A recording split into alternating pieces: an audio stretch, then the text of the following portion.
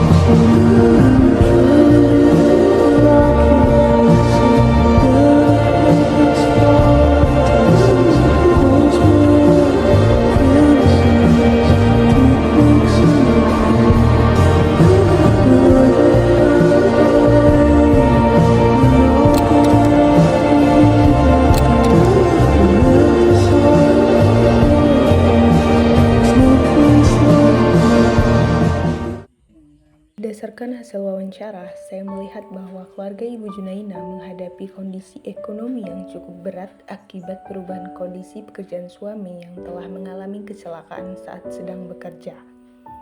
Perubahan profesi dari petani menjadi buruh bangunan dengan penghasilan yang tidak menentu berdampak sangat besar terhadap kestabilan ekonomi keluarga. Di sisi lain, Ibu Junaina juga berusaha untuk membantu memenuhi kebutuhan rumah tangga dengan bekerja sebagai pemulung, meskipun pendapatannya yang sangat terbatas. Saya memandang bahwa keterbatasan ekonomi yang dialami keluarga ini tidak hanya berdampak pada pemenuhan kebutuhan sehari-hari, tetapi juga mempengaruhi kondisi psikologis anggota keluarga, terutama anak-anak. Salah satu anak yang mengalami trauma hingga takut bersekolah itu menunjukkan bahwa masalah ekonomi dapat berkaitan dengan aspek kesehatan mental dan pendidikan dalam keluarga. Selain itu, minimnya bantuan sosial yang diterima membuat keluarga harus bergantung pada bantuan saudara atau pinjaman untuk bertahan hidup. Hal ini menunjukkan bahwa masih ada keluarga yang membutuhkan perhatian dan dukungan sosial secara lebih berkelanjutan dari pemerintah maupun lingkungan sekitar.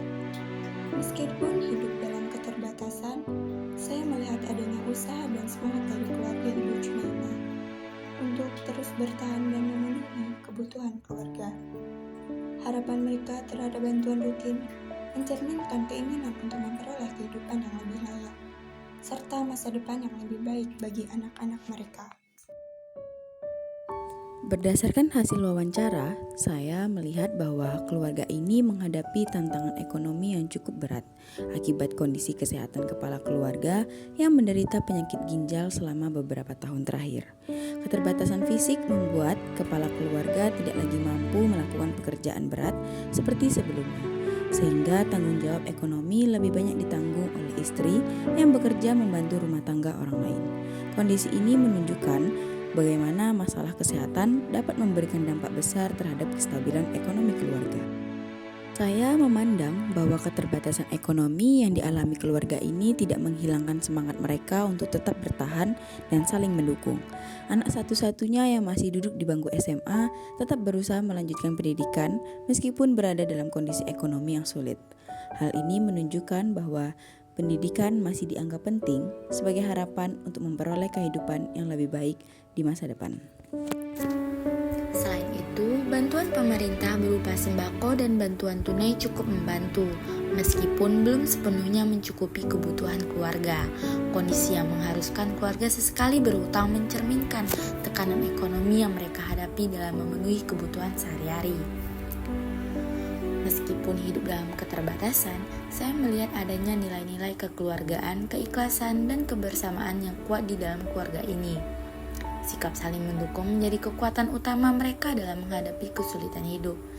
Dari wawancara ini, saya memahami bahwa dukungan keluarga, pendidikan, dan bantuan sosial memiliki peran penting dalam membantu keluarga bertahan di tengah kondisi yang sulit. Berdasarkan hasil wawancara, saya melihat bahwa kehidupan lansia yang bekerja sebagai pemulung tidaklah mudah. Di usianya yang sudah menginjak 68 tahun, narasumber masih harus bekerja mengumpulkan kardus dan botol bekas untuk memenuhi kebutuhan kehidupannya sehari-hari. Keterbatasan ekonomi dan usia yang sudah lanjut, serta minimnya bantuan rutin dari keluarga maupun pemerintah menjadi tantangan besar yang harus dihadapi.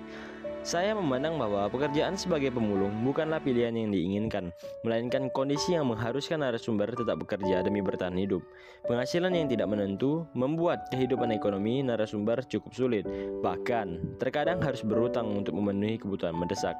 Hal ini menunjukkan bahwa masih terdapat masyarakat lanjut usia yang belum mendapatkan kesejahteraan yang memadai. Meskipun demikian, saya melihat adanya semangat dan harapan dari narasumber untuk tetap menjalani hidup dengan lebih baik. Sikap pantang menyerah yang ditunjukkan menjadi gambaran bahwa di tengah keterbatasan, seseorang tetap dapat berusaha memenuhi kebutuhan hidupnya. Wawancara ini memberikan pelajaran tentang pentingnya kepedulian sosial terhadap kelompok lansia yang mengalami kesulitan ekonomi.